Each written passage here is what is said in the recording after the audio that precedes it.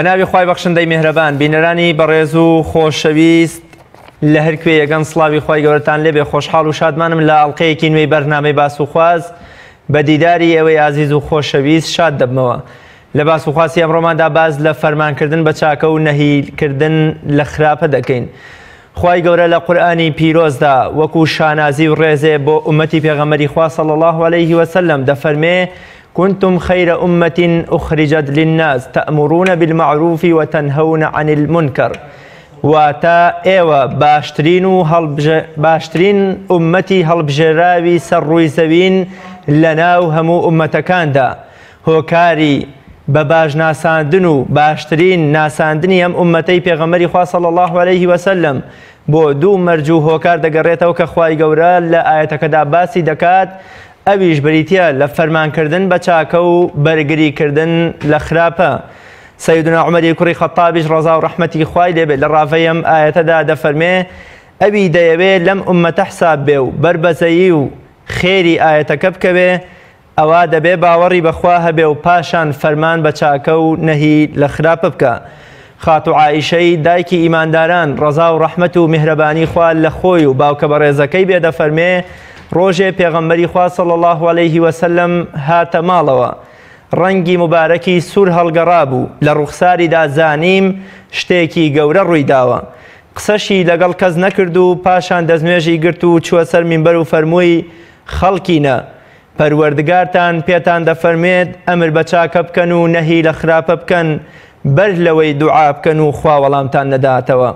پێش ئەوەی داوا بکەن و خوا پێتان نەبەخشێ، پێش ئەوەی داوای سەرکەوتن لە خوا بکەن و خواش سەرتان نەخا بەڵکو بە پێچەوانەوە زەلیل و شەرمەزاری بەردەم دوژمنەکانتان بکە. ئیبن ماجە و ئیبن حەبان لە سەحیحەکانیاندا ئەم فەرموودەیان گێڕاوەتەوە. بۆ قسەکردنی زیاتر لەسەر گرنگی ئەم تەوەروباسە ئەمر بە چاکە و نەهی لە خراپە کە لە ئیسلامی پیرۆز و لە قورئانی پیرۆزدا پێگەیەکی زۆر گەورەی بۆ دانراوە و بەشێکی گەورە بووە لە پەیامی هەموو پێغەمبەران، بەرنامەی ئەمڕۆی باس و خواسم بۆ ئەو تەوەرە تەرخان کردووە بە میوانداری میوانەکەم کە لە ستۆدیۆکانمان لە شاری هەولێر میوانی ئەمڕۆی بەرنامەی باس و خواسە. مامۆستا گیان سڵاوی خوات لێبێ و زۆر سپاس بۆ ئامادەبوونت.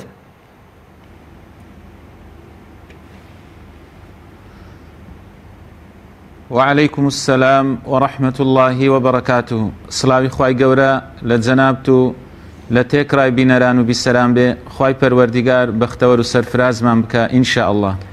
زۆر سپاس دەکەم مامۆستایان دووبارە زۆر بەخێر بێ بۆ بەرنامی باس و خواز. خوای گەورە سەلامەتت کات. سەرتا پێم خۆشە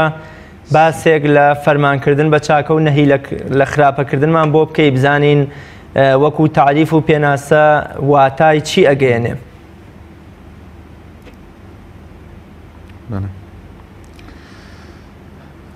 الحمد لله والصلاة والسلام على رسول الله محمد وعلى آله وصحبه ومن اتبع هداه. اللهم صل على محمد وعلى أزواجه وذريته كما صليت على إبراهيم، وبارك على محمد وعلى أزواجه وذريته كما باركت على إبراهيم إنك حميد مجيد. پیش اوی پێناسەی ئەمر بە چاکە و نەهی کردن لە خراپە یاخود قەدەغەکردنی خراپە و نەکردنی پرسیارێک ئەگەر لە خۆمان بکەین لەو واقعە و لەو حاڵەتە ئێستا ئەمەکە تێیدا دەژین. بۆچی خراپەکاران شانازی بە خراپەی خۆیان دەکەن، بە ئاشکرا خراپە دەکەن و بانگەوازی بۆ دەکەن، بەڵام هەندێک جار بگرە زۆر جار چاکەکاران و ئەوانەی کە پەیامی خۆیان هەڵگرتووە خەریکە شەرم دەکەن، یاخود شەرم دایان دەگرێت لە شوێنێک کە باس و خواز لە خوا و لە پێغەمبەری خوا بکەن عەلەیهی السەڵات وەسەلام. سەیرە کە بە پێچەوانەوە کەشی ڕاستە. دەبێ ئەوەی مسلمانە، ئەوەی پەیامی خوای گەورەی هەڵگرتووە و ئیمانی بەخوا و پێغەمبەری خوا و ڕۆژی دوایی و ئەرکانی ئیمان هەیە، دەبێ بەڕاستی شانازی بکا بەوەی کە ئەمر بە چاکە بکا و نەهی لە خراپە بکە، بۆ ئەوەی ئەوانەی خراپە دەکەن تووشی شەرمەزاری و تووشی سووک و ڕیسوایی بن لە ناو کۆمەلگادا.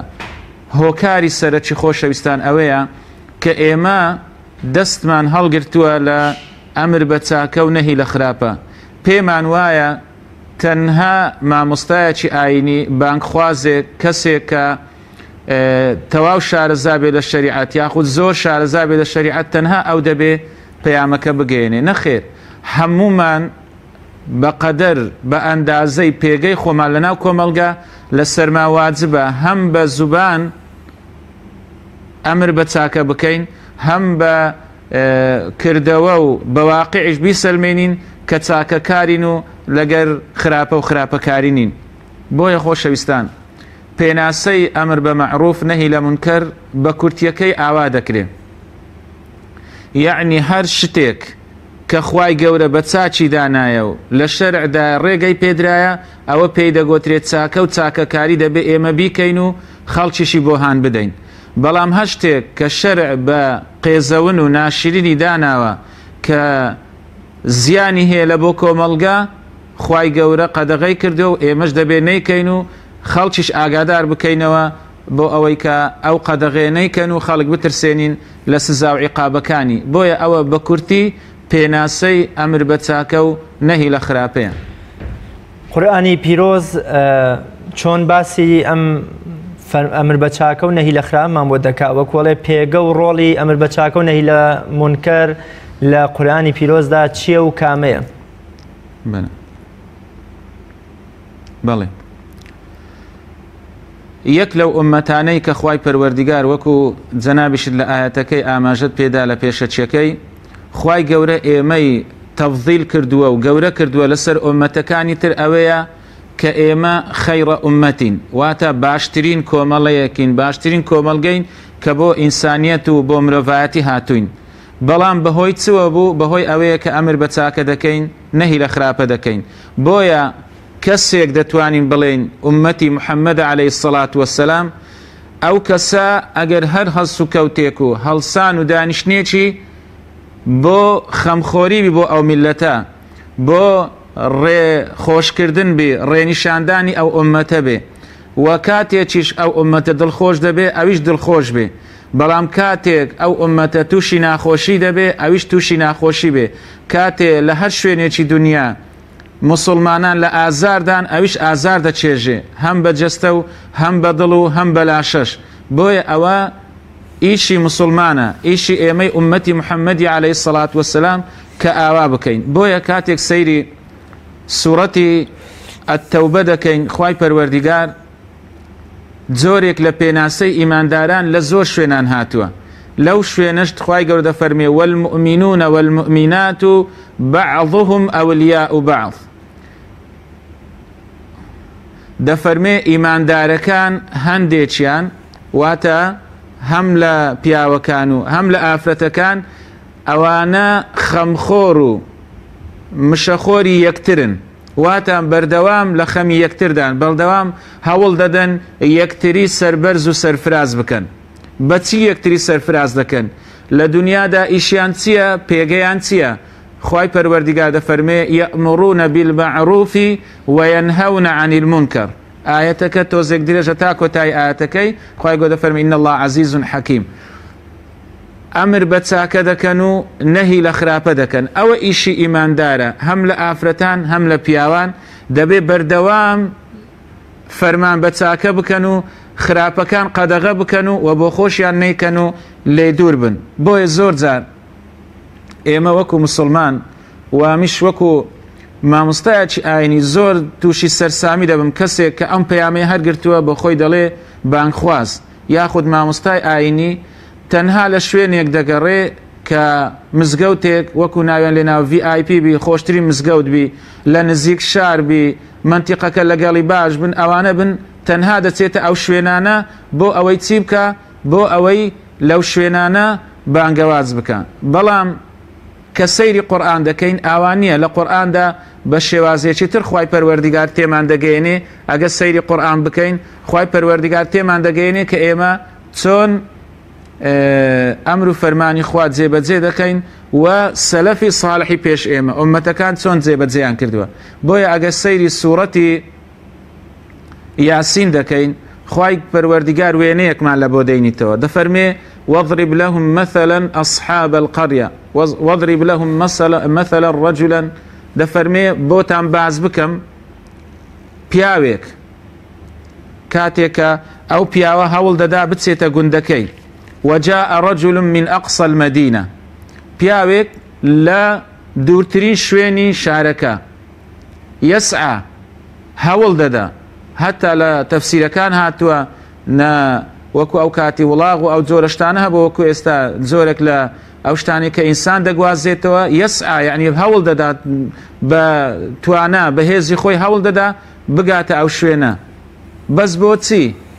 بەس بۆ ئەوەی ئەمر بە چاکە بکا و نەهی لە خراپە بکە دەفەرمێ چێ قال يا قوم اتبعوا المرسلين دەفەرمێ ئەی قەومەکەم شوێن پەیامبەران بکەون شوێن ئەو کەسانە بکەون اتبعوا من لا يسألكم أجرا وهم مهتدون شوێن خەڵکانێک بکەون کە داوای ئەجر و پاداش لە ئێوە ناکەن وهم مهتدون ئەوانیش ڕێگای ڕاستیان نیشان دراوە ڕێگای ڕاست بە ئێوە نیشان دەدەن بۆیە ئەو کەسە لە دووری شاریەوە دێ خوای پەروەردیگار وەکو نمونە بۆ ئێمە باز دەکا دێ بەس بۆ ئەوەی چ منکەڕێکی دیتووە خراپەیەکی دیتووە دەیەوێ خراپەکە باز بکاو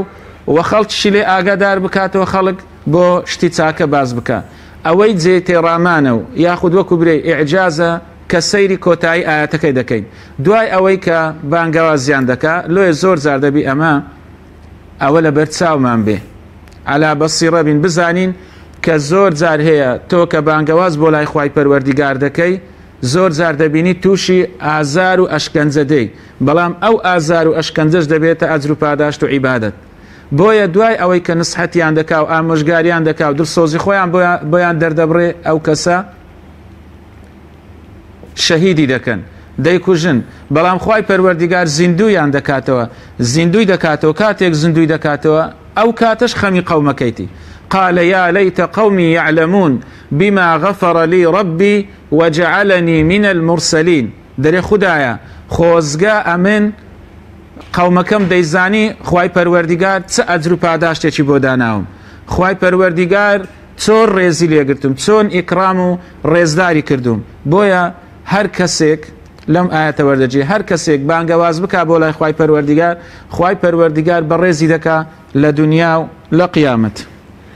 زۆر باشە مامۆستایان با بچینە خزمەت فەرمودەکانی پێغەمبەری خوا و لە ژیانی عەمەلی واقعی پێغەمبەری خوادا صلی الله علیه و سلم زانین چۆن ئەمەی بۆ مسلمانان ڕوون کردوتەوە یام خۆی چۆن چۆنی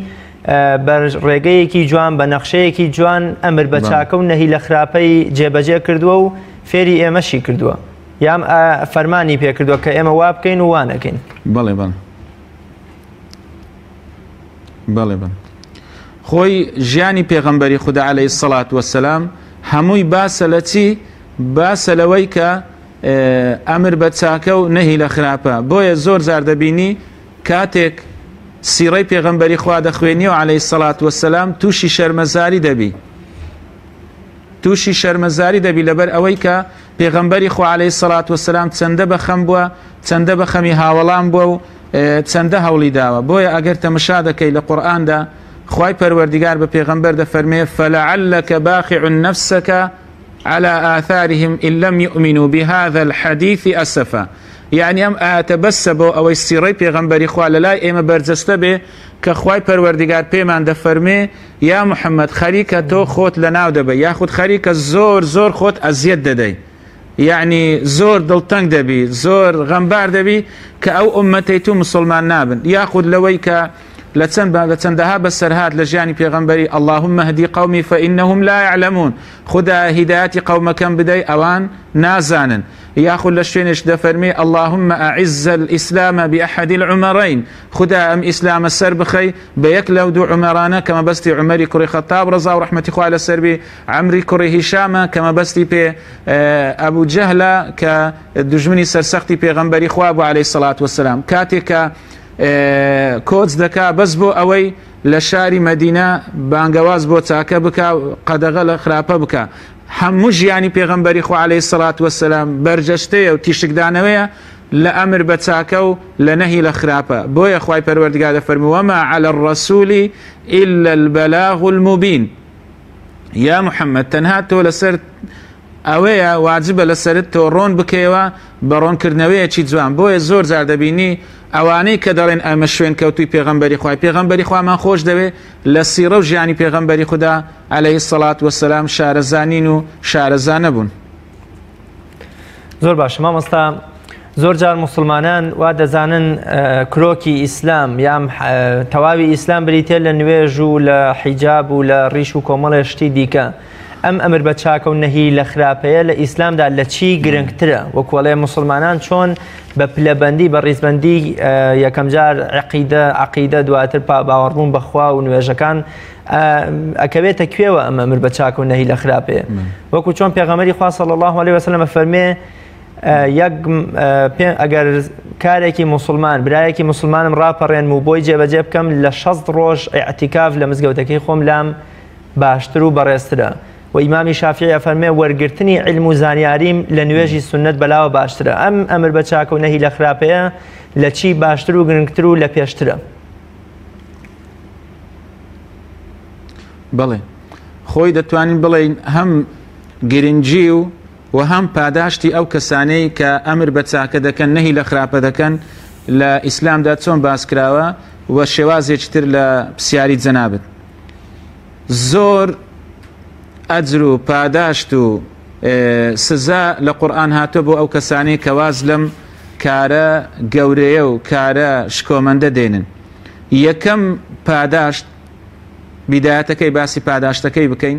یەکەم پاداشتی ئەمر بە چاکە و نەهی لە خراپە ئەوەیە کە وەکو باسمان کرد ئێمە دەبینە یەکەم ئومەت کە بووینە باشترین ئومەت و یەکەم ئومەتیش ئەو کاتە ئێمە دەبینە لەو کەسانەی کە سەرفرازین. بۆیە خوای گەورە لە قورئان دەفەرمی وەلتەکن منکم ئومەة یەدعون إلى الخير ويأمرون بالمعروف وينهون عن المنكر وأولئك هم المفلحون. خوای پەروەردگار دەفەرمێ ئەوانەی ئەمر بە چاکە دەکەن نەهی لە خراپە دەکەن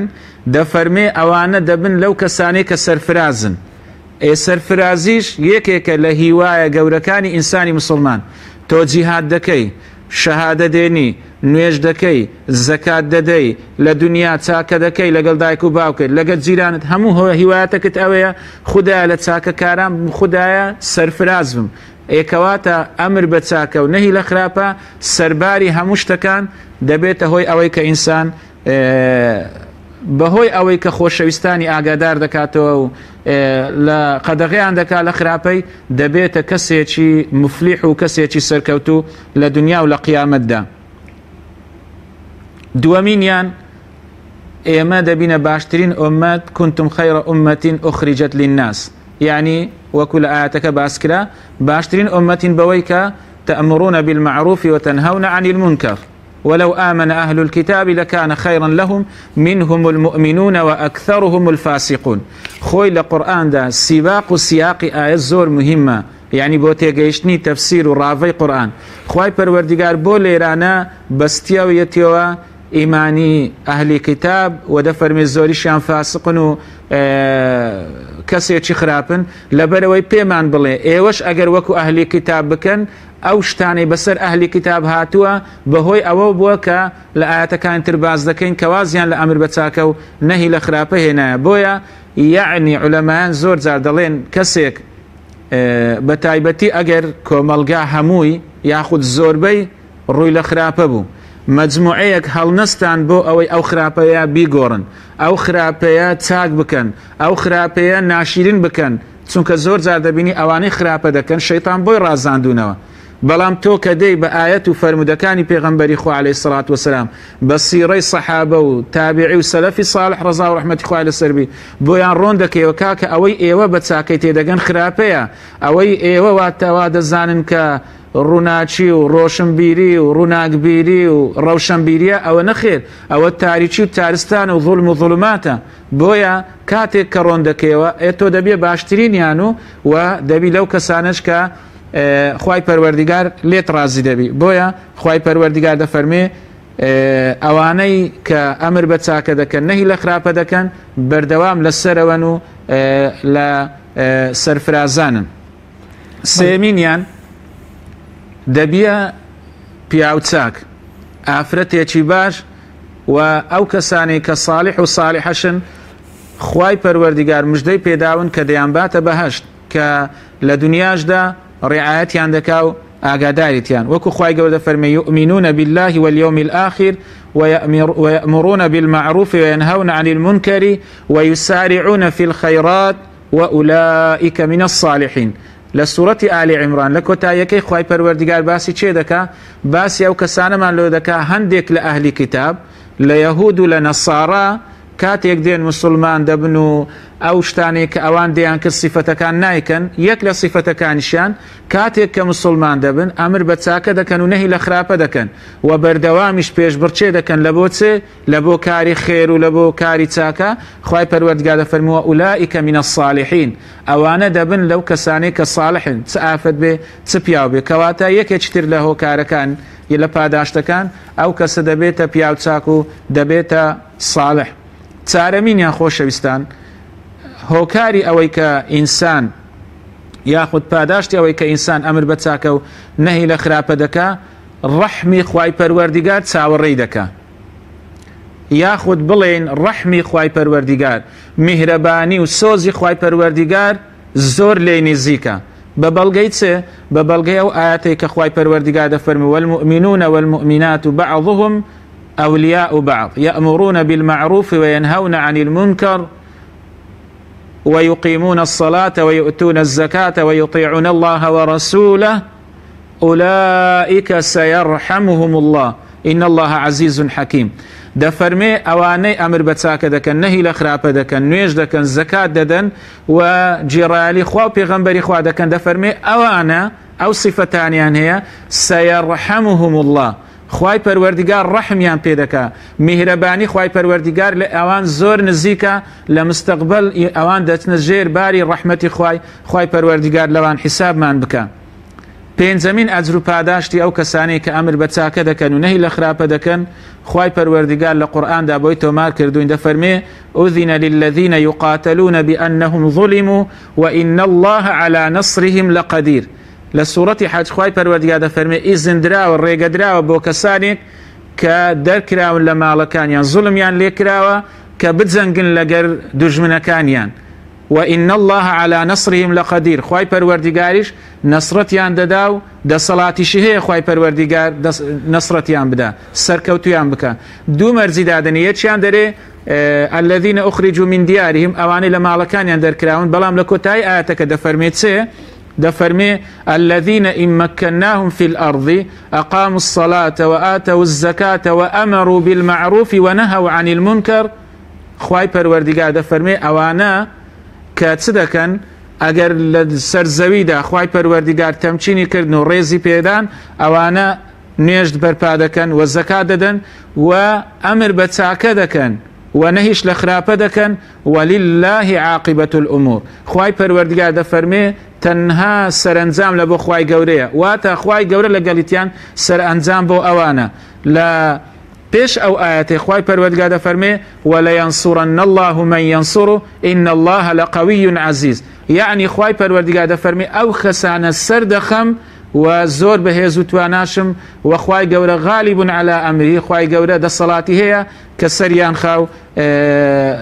بیان کاتە کەسێکی پاک و چاک. کەواتە زۆر ئەجر و پاداش دیاری کراوە بۆ ئەو کەسانەی کە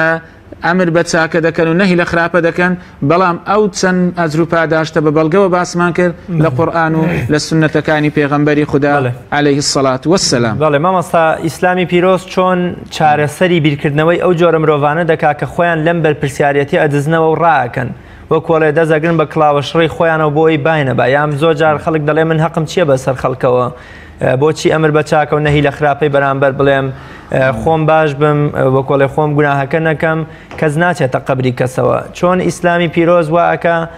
ئەم جۆرە بیرکردنەوەی بگۆڕێ و چارەسەر بۆم بیرکردنەوەی بگۆڕێ و وا بکە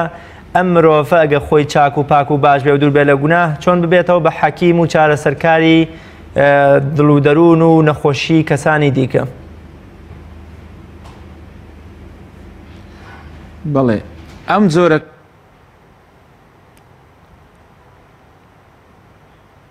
بەڵێ مامۆستاییان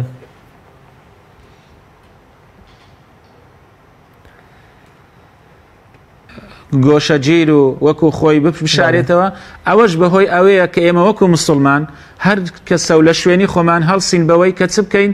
ئەمر بە چاکە بکەین و نەهی لە خراپە بکەین. من جیرانێکم هەیە، جیرانەکەم بۆ جەماعاتان سستە، یعنی وەکو دەڵێ کەسەلە، ینی نایە، یاخود بۆ شتێکی تر لە جیرانەتی وەکو پێویست نییە. ئەمن ئەگەر هاتم خوێندنەوەکم بۆ ئەو کەسە کرد بزانم بە چ شتێک تەسیری لێ دەکات، بە چ شتێک لە سەری کاریگەرە و ئەو ئاەت و فەرمودانم بۆ شی کردەوە ڕۆن کردەوە، ئەو کاتە لەوانەیە تەسیری لێ بکە ئەو کەسە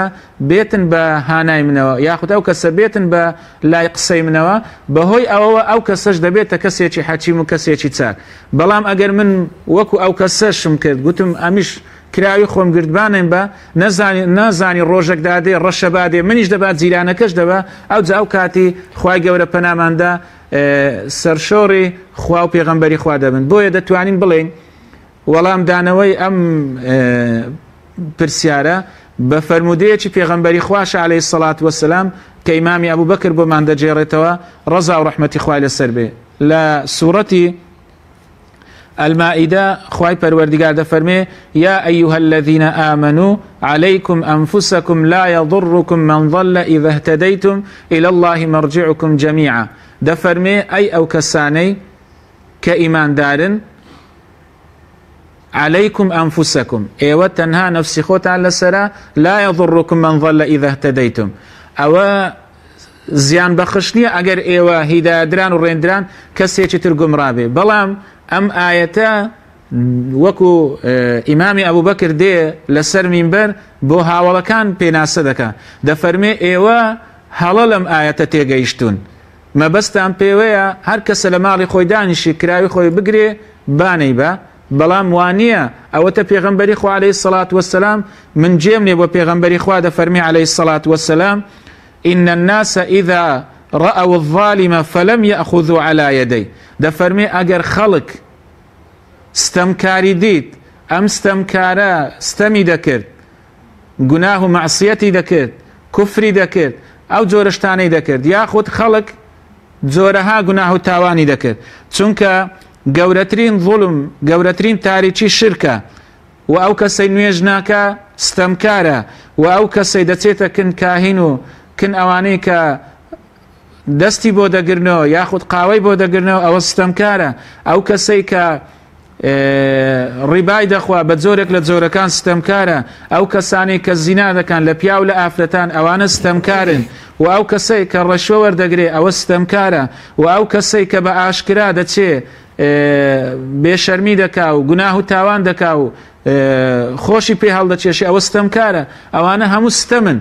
ئێوە ئەگەر ئەو کەسانە ستەمیان کرد خۆ هەر ئەو کەسە زاڵم نییە کە دێ خەڵک لە ناو دەبا و خەڵک دەکوژێ و تووشی قات و قڕی دەکا و گەندەڵی دەکا، ئەوانش بە جۆرێک لە جۆرەکان زوڵمیان لە خۆ کردووە. بەڵام بەڵێ پێغەمبەری خوا عەلەیهی سەڵات وەسەلام باتەواویکەم فەرمودەکە عەفوەن دەفەرمێ ئەو شەکە الله ئەو فەرمودەی تەواوکەم کاک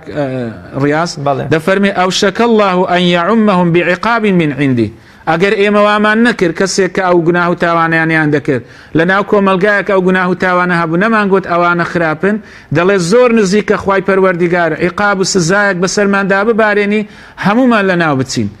ئەوان بەهۆی گوناهەکەیانەوە، ئێمەش بەهۆی ئەوەی کە بێدەنگ بووین لەو گوناهانەوە، ئێمەش بەهۆی ئەوەی کە ئەمرمان بە چاکە نەکرد نەهیمان لە خراپە نەکرد. بۆیە ئەوە گرنگی و ڕۆڵی یاخود سزای ئەو کەسانەیە کە ئەمر بە چاکە و نەهی لە خراپە ناکەن. خوای گەورە پەنامان بدە. مامۆستا بۆ هەمان پاڵپشتی ئەم دەردەکوشندەیە کە بەشێک لە خەڵکی ئەمر بە چاکە و نەهی لە خراپە ناکەن وەکوڵێ دەزەگرێ بە کلااوشڕی خۆی و فەرمودەیەکی دیکەمان هەیە پاڵپشتێکی بەهێزیەوە نیە کە پێغەمبەری خوا فەرمێ کەشتیەکی دوو نهۆمیمان هەیە، بەڵام نهۆمی خوارەوە بۆ ئەوەی لە ماندووی و لە بێتاقەتی ڕزگاریان بێ ئەیانوێ کەشتیەکە کون بکەن لەوێ ئاو دەربێهێنن، ئەگەر نهۆمی سەرەوە ڕێگری لێ نەکەن و ئەم کارە خراپە ڕەت نەکەنەوە هەردوو نهۆمەکە بە یەک جار نوقم مەبن و تیا ئەچن، کەواتە لێرەدا هەردووکیان یەکسانەکە بە یەک. بەڵێ بارەکە الله فیک، یعنی فەرمودەیەکی ڕاست و دروستە. پێغەمبەری خوا عەلەیهی سەڵات وەسەلام ژیانی مسلمان و هەڵسوکەوتی مسلمانی تەشبیه کردووە بە سەفینەیەک کە لە ناو ئاودایە، یعنی هەموو کاتێک ئینسان معەڕەضە، ئینسان لە بۆی هەیە خوای پەروەردیگار لە ناوی با تێکی بشتێنێ و نغڕۆی بکا لە ناخۆشیەکانی ژیان. بەڵام بەهۆی ئەوەی کە خەڵکانێک نالن ئەو کەسانی تریش گوناه و تاوان بکەن، دەستیان دەگرن لێ ناگەڵێن ئەو گوناه و تاوانی بکەن، دەبێتە هۆی ئەوەی کە هەردووچیان نەجاتیان بێ و ئەوانەی تریش لە ڕۆژی قیامەت لە چەندەها ئاەت و فەرمودەدا هاتووە لە ڕۆژی قیامەت خوای پەروەردیگار بۆمان ڕۆن دەکاتەوە، پێغەمبەری خوا عەلەیهی سەڵات وەسەلام بۆمان ڕۆن دەکاتەوە کە دەڵێن خۆزگە زیاترمان کردبا، زیاتر خەڵکمان ئاگادار کردباوە و ئەو کەسانش کە هاتوونە سەر ڕێگای ڕاست دەڵێن خۆزگە زووتر هاتبانە سەر ڕێگای ڕاست بۆ ئەوەی ئەجر و پاداشتمان بەرز بباوە و ئەو کەسانی گوناه و تاوانیشیان کردووە زۆر جار دەرێ تووشی یالیتەی دەبن، تووشی پەشیمانی دەبن و ئەسەڕ النەدامەتە لەمما ڕەئەو العەذاب، تووشی پەشیمانی و داری بریایان بریاوە بە داری بریانیش قەت بەرناگری بۆیە بەڵێ ئەوەش زۆرێکە لە پاڵپشتی بۆ فەرمودە بۆ ئەو قسانێک کە باسمان کرد. بەڵێ زمانی سادە یان زمانی کاریگەر و دروستی گەیاندنی ئەم پەیامەخوایی ئەم فەرمانەخواییە چۆن چۆنیە؟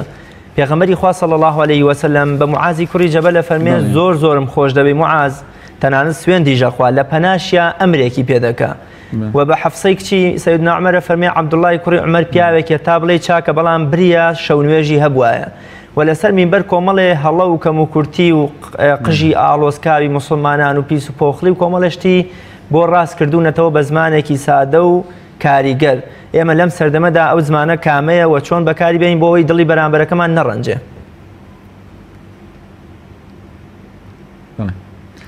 بەڵێ خۆی چەندە گرینگە چەندە مهمە ئەمر بە چاکە و نەهی لە خراپە، ئەوەندەش گرینگترە تۆ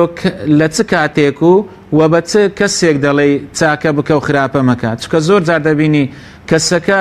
دەڵێ ئەمن ئەمر بە چاکە دەکەم نەهی لە خراپە دەکەم، بەس تووشی خراپە چیتر دەبم یاخود تووشی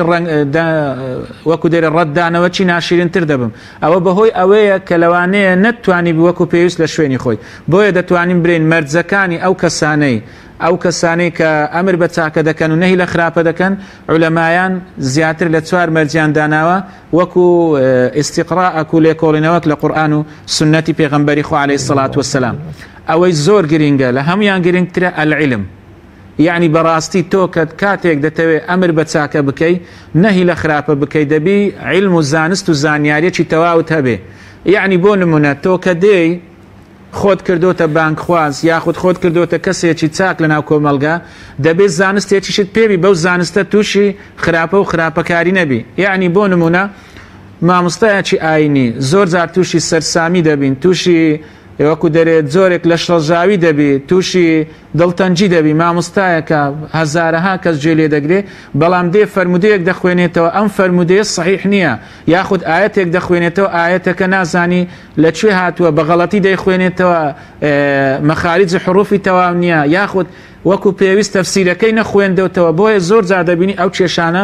مشکلەکان گەورەتر دەکات بە لەباتی چارەسەر بکات. بۆیە گەورەترین هۆکار بۆ ئەوی ئینسان کاتێک ئەمر بە چاکە دەکات نەهی لە خراپە دەکات بەڕاستی دەبێت علم و زانستی هەبی. ئەمڕۆژ علم و زانست پێک هاتووە لە بەڵگە، یعنی ئێستا من بە جەنابت دەڵێم ئەو کەسێ ئەمر بە چاکە دەکات نەهی لە خراپە دەکات بەڵگەی چییە؟ بەڵگەمان لە قورئان هەیە، خوای پەروەردیگار دەفەرمێ قل هذه سبيلي أدعو إلى الله على بصيرة أنا ومن اتبعني وما أنا من المشركين. لسورة يوسف لآخر كان خواي پروردگار دفرمي أول ريقاي منا يا محمد بيان بلي أول ريقاي منا أدعو إلى الله أمن بانقواز دكم بو لا إخوة بو دين إخوة بو بيام إخوة بو سركوتن لدنيا على بصيرة، يعني دبي براستي بەرچاوڕۆن بم دەبێ شتەکان وەکو خۆی بخوێنمەوە أنا ومن اتبعني وإيمش كشوين كوتني بيغمبري خواني عليه الصلاة والسلام دبي وكو بيغمبري خو عليه الصلاة والسلام أجر علم وزانست مع لشتيك نية خوماني لينا دين لبروي وكو دلي قازان سري معايد خواي پروردگار بمان پاريزي. دوامين مرزي أو كساني كأمر بتساكة دكنو فرمان بتساكة دكنو خراپە قەدەغە دەکەن و نایکەن و خەڵکیش لێ ئاگادار دەکەنەوە الرفق واتە لە سەرخۆیی یعنی زۆر جار دەبینی خەڵکێک بە توند و تیژی دەیەوێت ئەو ئیسلامە بسەپێنی، خۆی بە توند و تیژی نەهاتووە، تۆش بە توند و تیژی بیسەپێنی، یعنی ئەوە شتەکە وەکو دەڵێ کامە لای ڕاستە، کامە لای بۆت ڕاستکەمە، وەکو کابرای گوتی هەموو شتەکەت غەڵەتە. ئیسلامەتی زۆر جار دەبینی ئێمە وەکو دەرەی بوختانمان پێ دەکرێت کە ئیسلام تەنها بە شمشێر هاتووە، بە تایبەتی ئێمەی کورد بە شمشێر مسلمان بووی. تۆش ئەگەر هاتووی بە عنف و بە توندکاری و بە ئیرهاب و ئەوانە ئیسلامەتی نیشاندا، ئەتوو ئەو فکرێ دەچەسپێنی. بەڵام ئەگەر هاتی لەسەر خۆی و بەهێمنی ئەو ئیسلامە ڕۆن کردەوە، ڕۆنت کردەوە بضدی هاتە تەمەیەز الأشیا، بە پێچەوانەوە شتەکان زۆر جار دەردەکەون، بۆیە بۆت ڕۆن دەبێتەوە. بەڵگەمان چێ خوای پەروەردیگار لە قورئاندا بە پێغەمبەر دەفەرمێ. زۆر جار دەبینی وەکو باسمان کرد سیاقی ئایا زۆر مهمە بۆ تێگەیشتن لە تەفسیرەکان. خۆی زۆر جار خوای پەروەردیگار قورئان بۆ پێغەمبەر و بۆ ئێمەشە، بەڵام کاتێک کە دەبینی مباشرەتەن بە پێغەمبەر دەفەرمێ یا ئەیوها النەبی اتق الله وقل رب زدني علما یا ئەیوها النەبی لم تحرم ما أحل الله لك. لە چەند ئاەتان مباشر خوای پەروەردیگار لەگەڵ پێغەمبەریت. لەم ئاەتەش خوای پەروەردیگار دەفەرمێ فبما رحمة من الله لنت لهم ولو كنت فظا غليظ القلب لانفضوا من حولك فاعف عنهم واستغفر لهم وشاورهم في الأمر فإذا عزمت فتوكل على الله إن الله يحب المتوكلين. دەفەرمێ تۆ یا محەممەد ئەگەر هاتوو دڵتون بای توندکار بای، لۆیە شتێکم هاتەوەیات زۆر جار دەبینی لە پەیجەکان یاخود لە تۆڕە کۆمەڵایەتیەکان ئەوانەی کە دژە قورئانن ملحیدن دژە سنەنە دەڵێن تۆ ئێوە دەڵێن لە قورئاندا هاتووە وما أرسلناك إلا رحمة للعالمين. ئەدی ئەو هەموو شەڕی پێغەمبەری خوا ڕەحمەتی لەکوێ هاتووە؟ ئاخە ئەوان تێناگەن شەڕەکانی پێغەمبەری خوش عەلەیهی سەڵات وسەلام پارێزگاری کردن بۆ لە ئاسایش، پارێزگاری کردن بۆ لە ئەمنی کۆمەڵایەتی، پارێزگاری کردن بووە لە ئاشتی سەرتاسەری، بۆیە دیفاعی لە خۆی کردووە. بۆیە خوای پەروەردیگار پێی دەفەرمێ ئەگەر تۆ گەلێک تون بای لە گەریان، غەلیظ القەلبی دڵتون بای، زۆر تونکار بان لە گەلیان، لەنفەضوا من حەولک لە دەورەت نەدەمان. نەخێر دەبی دوعاشیان لە بۆ بکەی،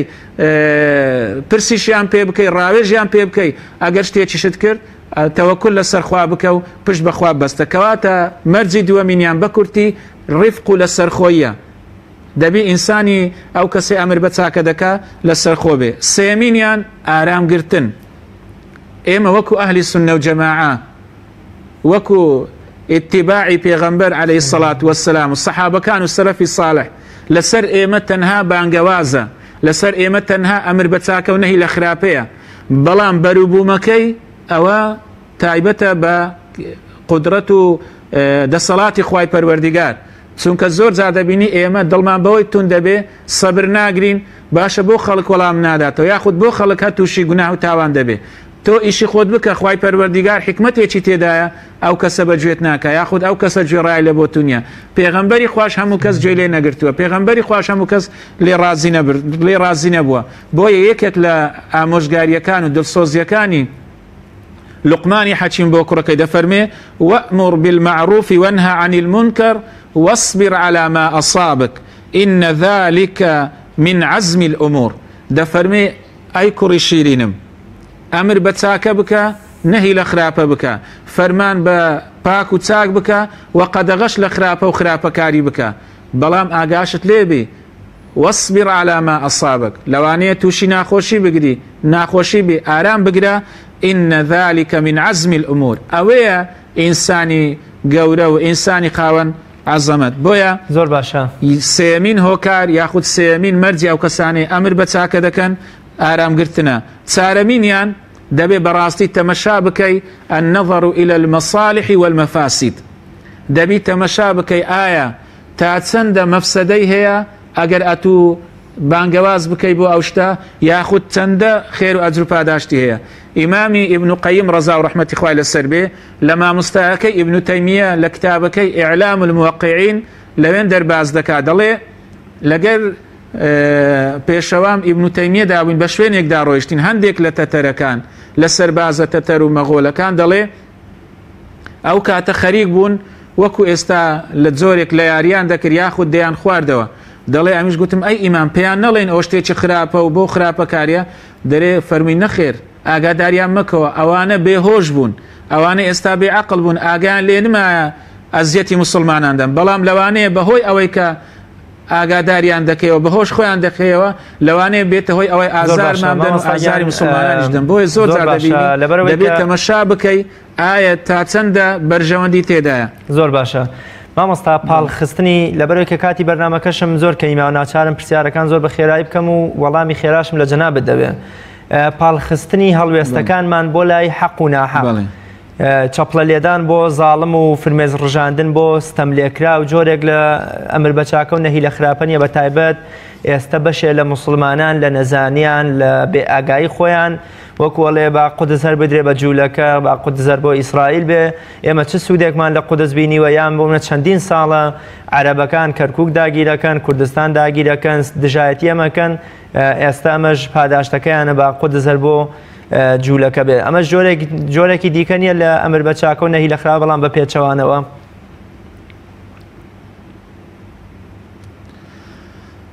بداخەوە یعنی ئاهین ثم ئاهین ثم یعنی بەداخەوە یعنی ئینسان تووشی دڵتوندی دەبی تووشی دڵتەنجی دەبی کاتێک کە دەبینی خەڵکانێک بەهۆی ئەوەی ئایا جۆرێک لە فکرەی نەتەوەی هەیە بیر و بۆچوونی نەتەوەی هەیە پێی وایە دینی ئیسلام تەنها بۆ عەرەب هاتووە یاخود قودس تەنها ئی عەرەبانە یعنی ئەوە گەورەترین هۆکارە بۆ ئەوەی ئەمە هەستین بۆکو پێویست بانگەواز بکەین بۆ لای خوا و قەدەغەیان بکەین لەو خراپە بۆیان ڕۆن بکەین و کاکە ئەو داگیرکردنی قودس و یاخود پیسکردنی مەسجد الئەقسا و مزگەوتی پیرۆز کە پێغەمبەری خوا عەلەیهی سەڵات وەسەلام لە فەرمودەکاندا باسی کردووە یەک نوێژ لەوێن دەربە 500 نوێژە پێغەمبەری خوا دەفەرمێ عەلەیهی سەڵات وەسەلام وەکو لە سەحیحی بوخاری داهاتووە دەفەرمێت تۆ بۆ دروست نییە بەهۆی بە نیەتی زیارەت بە مەبەستی زیارەت بۆ سێ شوێن نەبی سێ مزگەوت نەبی مەسجد الحەرام کە کەعبەیە لە مەکەیە مزگەوتی من کە لە مەدینەیە و دەفەرمێ مەسجد الئەقسا کە لە فەڵەستینە بەداخەوە ئێستا خەڵکانێک کە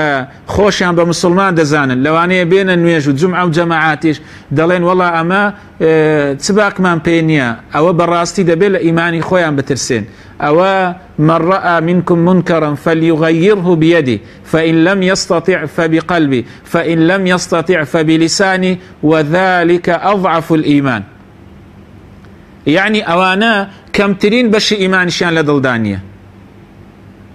بە نەسی ئەو فەرمودەیە یعنی تۆ مسلمانێک ئازار دەدرێ مقدساتی مسلمانان ئیهانە دەکرێ پیس دەکرێ یاخود داگیر دەکرێ تۆ پێت وابی ئەوە وەڵا شتێکی ئەعتیادیە نەخێر ئەوە دەبێت ئەو کەسانە بەڕاستی تەوبەیەک بکەن دوور کە سونەتی تەوبە بکەن لە خودای گەورە بپارڕێنەوە کە گوناهێکی زۆر گەورەیان کردووە زۆر بەداخەوە یعنی خەڵکانێک ئاوا گەیشتنە ئەو پلەپایەی ئەو قۆناغەی کە ئاوا لێکدانەوەیان بۆ شتەکان هەبی ئەوان لێکدانەوەیان بۆ قەزیەکانی مسلمانان هەبی بۆیە بەڕاستی ئەوانە نەک هەر وەکو دەڵێ نەزانن بەڵام ئەوانە گوناهبار و تاوانباریشن دەبێت بەڕاستی بە ئیمانی خۆیان دابچنەوە. زۆر باشە مامۆستاگیان 9 دیسەمبەری هەموو ساڵێ نەتەوە یەکگرتوەکان دایناوە بۆ ڕۆژی بەرەنگاربوونەوەی گەندەڵی لە ئیسلامیشدا بەرەنگاربوونەوەی گەندەڵی نەهێشتنی گەندەڵی و بە تاڵانبردنی میلەت بە جۆرێ لە ئەمر بەچاکە و نەهی لە خراپە باز نەکراوە و چۆن ئێمە بەو هەستەوە سەیری نەهێشتن و لە نابردنی گەندەڵی بکەین کە ئەمەش فەرزێکە هەروەکو ئەمر بەچاکە و نەهی لە خراپە ئیدی لە گەندەڵی لە دایرەیەکی بچووکەوە بێ هەتا ئاگاتە پلە باڵا و پۆستە گەورەکان.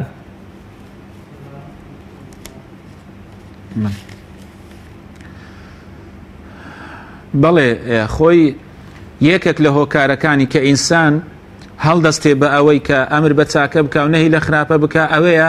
کە ماف بۆ خاوەن ماف بگەڕێنێتەوە ئەو کەسەی کە مافی خوراوە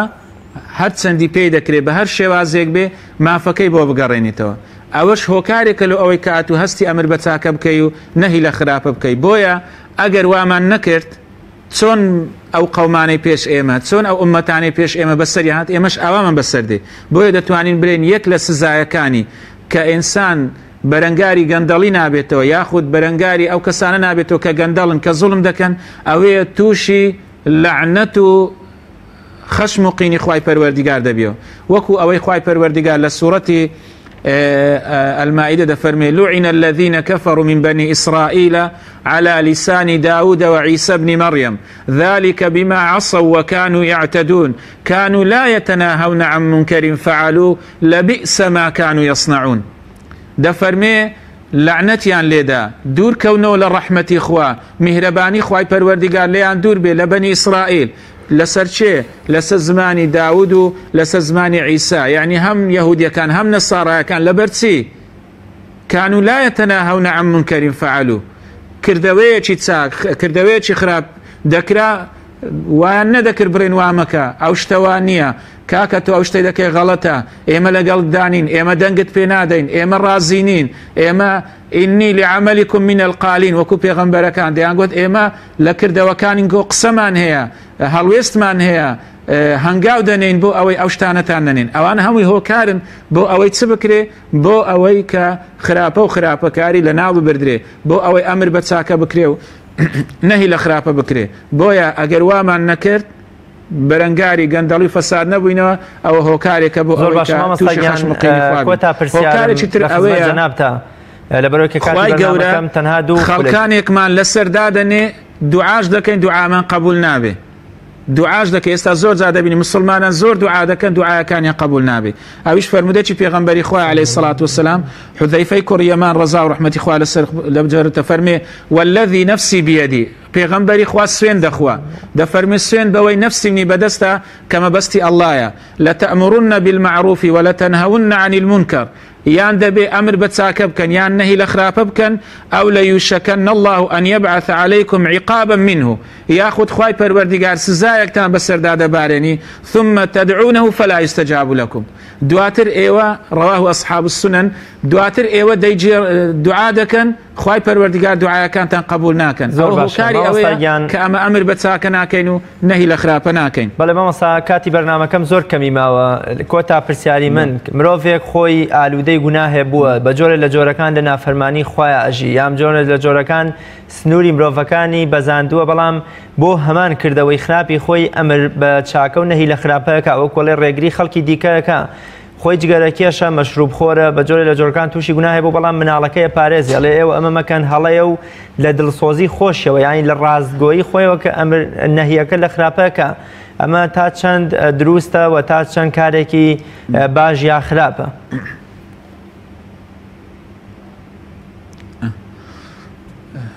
خۆی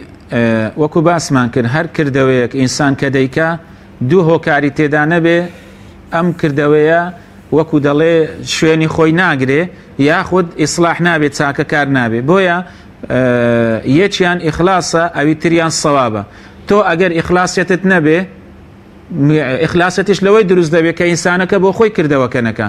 يا أيها الذين آمنوا لم تقولون ما لا تفعلون كبر مقتا عند الله أن تقولوا ما لا تفعلون خواهی پەروەردیگار فەرمێ گوناهێکی زۆر گەورەیە ئێوە قسانێک دەکەن و بەڵام واش ناکەن بۆیە لە ڕۆژی قیامەتدا پێغەمبەری خوا دەفەرمێ عەلەیهی سەڵات وەسەلام خەڵکانێک دەفەرمێ ئیمام و خەتیب بووینە پێشەوای ئومەت بووینە